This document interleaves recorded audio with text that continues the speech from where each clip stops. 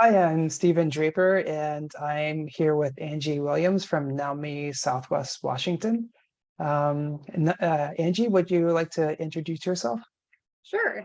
Hi, Stephen. Thanks for having me. My name is Angie, and I am the Program and Volunteer Manager here at NAMI of Southwest Washington.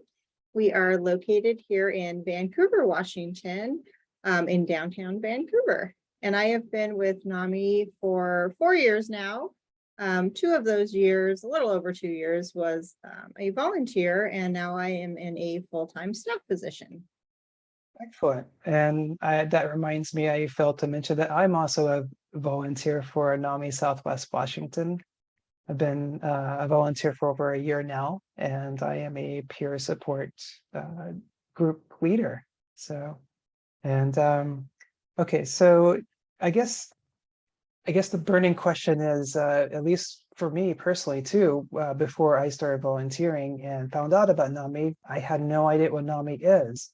So if you could just spend a moment talking about, just explain what NAMI is.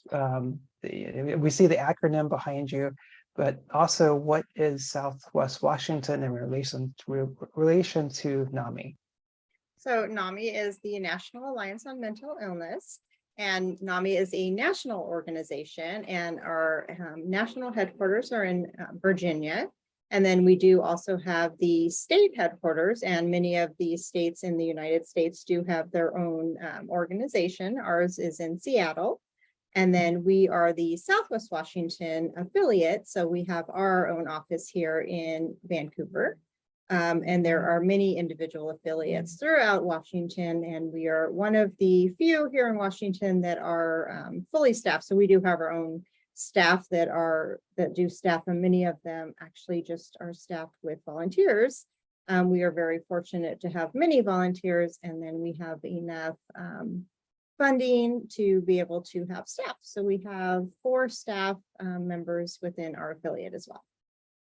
Okay, so yeah, you mentioned funding. So that means NAMI depends on funding as far as like donations, and because NAMI is a 501c3 nonprofit, correct? Correct. So we are a nonprofit. So we do not receive any kind of state or government funding. We are all donation based. So we do not, like I said, receive any federal funding or anything like that. So we depend on, individuals that donate through us, memberships, that kind of contributions to keep ourselves running.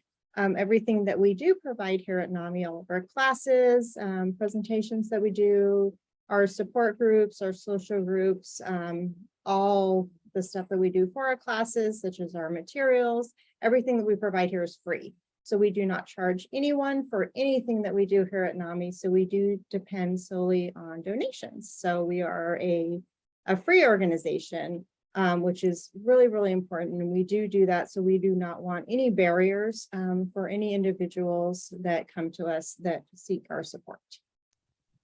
Great. So with the free services and free to people, actually free to people also associated with NAMI as well. So so these services, you mentioned classes and support groups and many training and many other services that NAMI provides for the communities across the country. And specifically, so the services are specifically geared for people that need help, that they're vulnerable, or well, not necessarily vulnerable, but they just need services that they otherwise couldn't afford. Correct? Correct. So we provide services to individuals and their family members, loved ones, the community. So what we do here is we have support groups. We also do presentations. We, like I said, classes. So we do classes such as family to family, we do family support groups. We do connection support groups. We do a dual diagnosis group. We do a women's support group. We also have an autism support group. We have many, many groups. We do We're starting up an art group, and we have a creative writing for wellness group as well. We also have presentations that we do in the community. So we have Indian the Silence presentations that we do within the high schools. And we're also available to those in the middle schools. We do presentations in the communities as well. Those presentations are requested by us. So we do a lot of support and advocacy as well, and education for all individuals in our community. We're there to support anyone that needs us. So especially the individuals, of course, that need us, and then their loved ones as well. So the family members that are seeking support for their loved ones, we also want to support them, because it is important to support the loved ones that are going through this, because they're going through as much struggle as, you know, the loved ones that are going through it as well. So we're there to support them as well, to give as much information and education as possible to help the entire family. We're there to bridge those gaps, especially in the meantime, definitely right now when there is that gap in services as we're finding, especially, you know, with COVID, even though we're coming kind of to the end, I guess, of it, so to speak. There is still lacking a lot of those services. So we're there to try to help in that in-between time, make sure that we're there to provide whatever services that we can to help in the meantime. And in the long term, you know, we're there for support for individuals that are looking for, you know, any kind of support. So whatever you need for yourself or for your loved ones, this is what we're here for. And we don't want, like you said, any kind of barriers. So we don't want someone who can't, you know, afford maybe therapy or something like that to go without. So that's why we're here. Yeah. And I know from the people that attend my groups, my support groups, they tend to range from everything from schizophrenia to, you know, going through nasty divorces to being cancer survivors, alcoholics, you name it. I've you know, my short time with NAMI, I've seen pretty much everything. And you mentioning support for the family as well. I just thinking, like, you know, family members of someone that, you know, going through cancer diagnosis or something like that, and that's not only affecting the individual themselves, but also their family. So that's Right. great. Yeah. Definitely. And I'm sorry, go ahead. Oh, I said yes, definitely. And you know, it's about resources and lived experience as well. And when you're able to come to these support groups and, you know, talk to other individuals who have gone through the same thing or maybe going through the same thing as you find that hope that you a lot of the times have lost during these processes. You know, you feel very alone, and NAMI is wants you to, you know, make sure, we want to help you to remember that you're not alone in this. You know, that there are lots of people that are going through what you're going through or have gone through it. And we want to have you know that there is that sense of community and sense of understanding and belonging. So that's why we're here, and that's why we do this. Yeah. And that kind of reminds me of especially the community aspect, is because right now, over the past few years, we've seen a lot of violence surrounding police, and it's so there are many stigmas against mental health. I know it's improving, but there are still many stigmas against having a mental illness. And so some of the presentations, I understand, that are geared towards helping the community, members of the communities, like police or you know, paramedics or whoever it may be, that so that they better understand some different individuals they may encounter.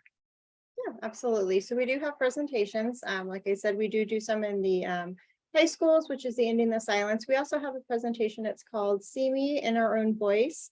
And we're able to go out and talk. We talk to nursing students. We talk to first responders. We talk to law enforcement and lots of different individuals in the community. and we give the presentation, PowerPoint presentation, and then at the end, we are able to, several of our trained individuals are able to tell their own story. Their story about, their personal experience, and how that's affected them. A lot of them was their interaction with law enforcement, and, how that affected them, some of it positive, some of it negative. And it's just a real life experience, and it gives that perspective. And it's really, really meaningful. We've heard a lot of great, feedback from, nursing students, law enforcement. Just hearing both sides of that story is very, very impactful, because a lot of the times, you don't know, because you're not on either side of that story. You don't know. And if you don't know, you can't change things. So yeah, it's great. It's amazing. I've been able to, be there and give those presentations and be there to hear in those stories. They're so important. It's so important to be able to hear them and just to see their reaction. It's amazing. It's an amazing experience. So yeah, it's great. Yeah, I love that. Yeah. So how can people access these services, especially if they do not live near a NAMI location? So I like to say that the one really good thing about COVID, which is rare to say, I guess, is that we have Zoom. So we were able to reach individuals, where they are. So we're able to meet people where they are. So we have a lot of individuals that are homebound, and they weren't able to come out in person or come out, where we are. We're in Vancouver, Washington. So we have a lot of individuals that are from other states. We have some that are from other countries. So you're able to come to any meeting, whatever, fits your schedule, whatever fits your comfort level. I have individuals that come to meetings, like I said, from different countries, just because they're comfortable with that meeting. So you can log on to our website, which is www.namiswwa.org. And on the list on the left side of our main page lists all of our groups by day of the week. And you're able to log into any of them.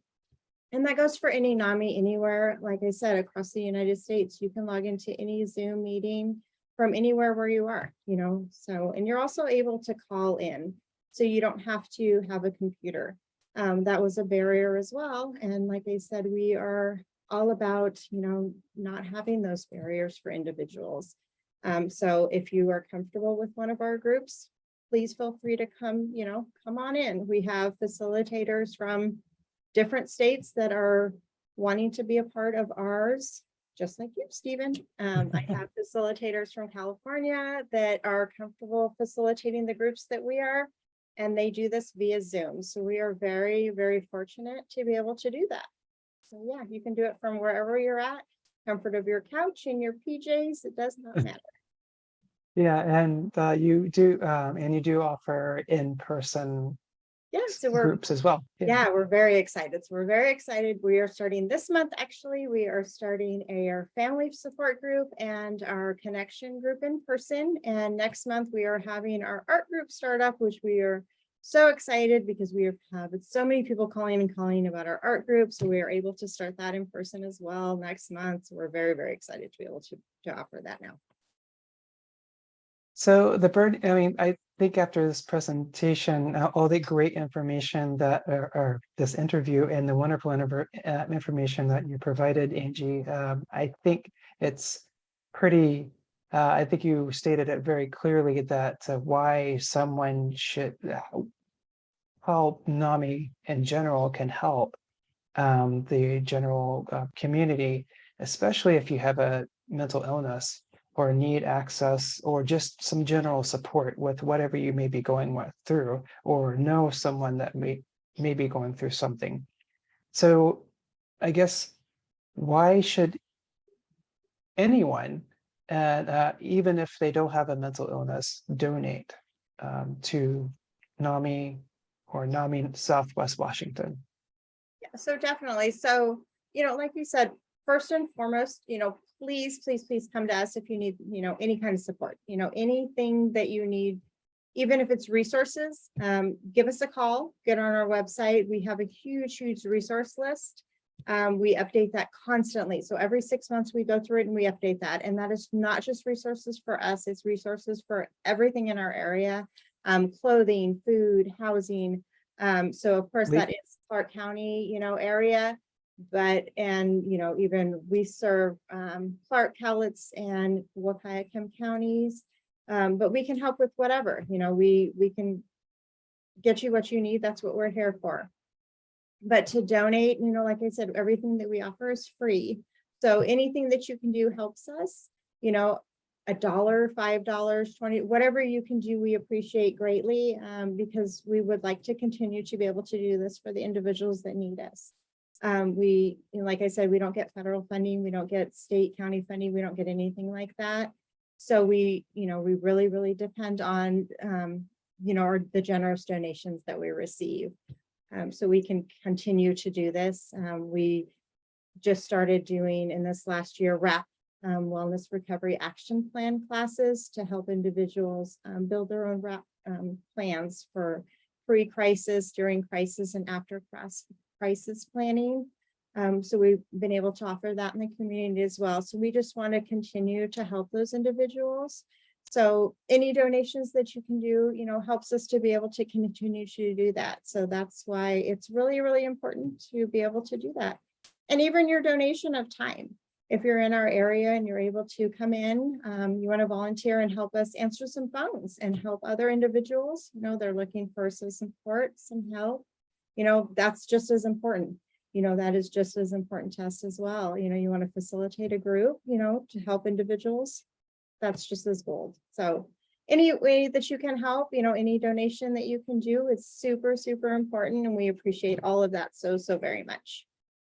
Yeah, even just a annual membership is quite very extremely reasonable, but also goes a long way.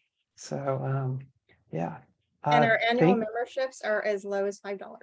So yeah. So, well, thank you so much, Angie, and thank you for taking the time to introducing us to you and NAMI Southwest Washington. And is there anything last question, comments, or anything else you have?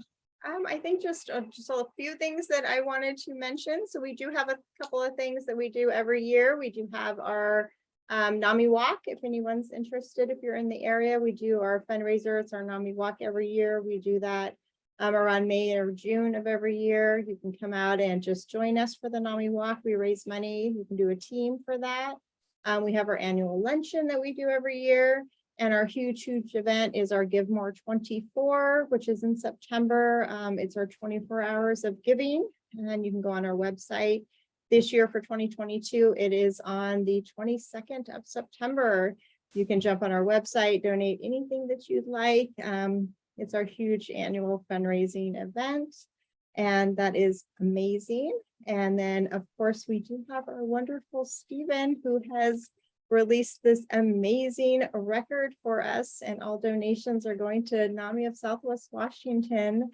So if you're interested in some amazing music, we do have that as well. And I don't know if Steven wanted me to mention that, but I am anyway. So, but yes, I appreciate you all for taking the time to listen. Yeah, and NAMI is doing some amazing things. They always have. We've been around for over 40 years now here in Southwest Washington, and we will continue to be here for all the individuals that need us. So thank you all for your amazing support. And yeah, thank you, Steven, for having me. I really appreciate you.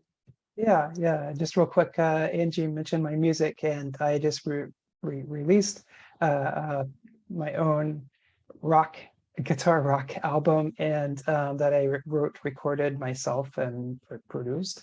And so the thing is if anyone donates at least $20 to Southwest Washington and the NAMI, I'll give you a copy for free.